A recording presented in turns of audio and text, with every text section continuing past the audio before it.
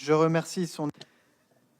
I thank His Excellency Ayman Safadi, and I now invite the representative of Spain, His Excellency José Manuel Álvarez Bueno, Minister for Foreign Affairs, European Union and Cooperation of Spain, co-chair of Working Group 1, to take the floor.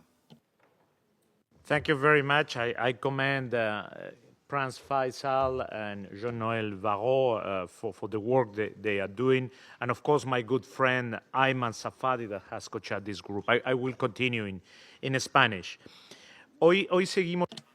Today we continue to make progress on what is the only possible path towards peace in the region, and so that we don't have a repetition of this cycle of violence that we are currently witnessing, which is the worst one in the longest-standing conflict that the United Nations has on its agenda. And I'd like to recall that the first peace mission in the history of this organization was in Palestine, and we're still here in a situation that is more serious than ever. Right now we have tens of thousands of people dead, more than 100,000 people wounded, and we have to work for the implementation of the two-state solution, which is the only way to work for lasting peace in the Middle East.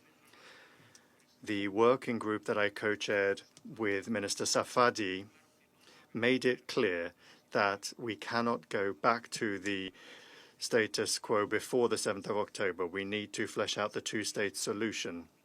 That is the only possible path and the objective of this conference. At the same time, there is broad agreement that we must make progress on establishing the statehood of Palestine, beginning with recognition of the state of Palestine, as 149 UN member states have already done, and also to work for its admission as a fully fledged member of this organization.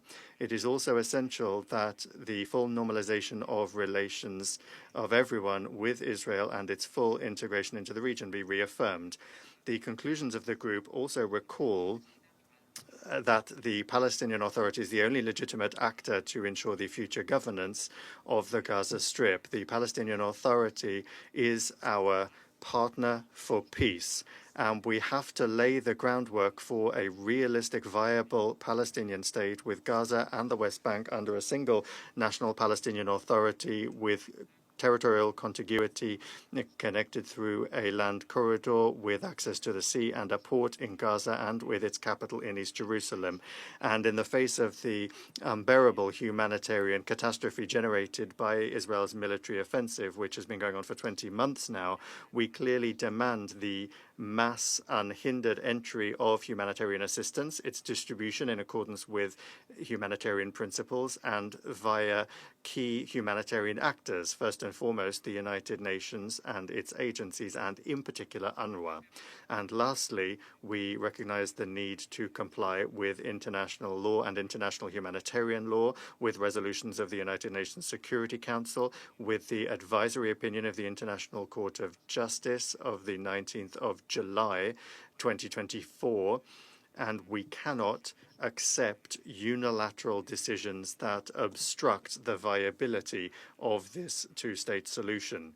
We cannot accept settler violence. We cannot accept forced displacement, successive waves of forced displacement. And if there is a violation of the legal framework that we ourselves have voted for and which is binding upon all of us and also on Israel, then the relevant responsibility should be pursued. Thank you very much.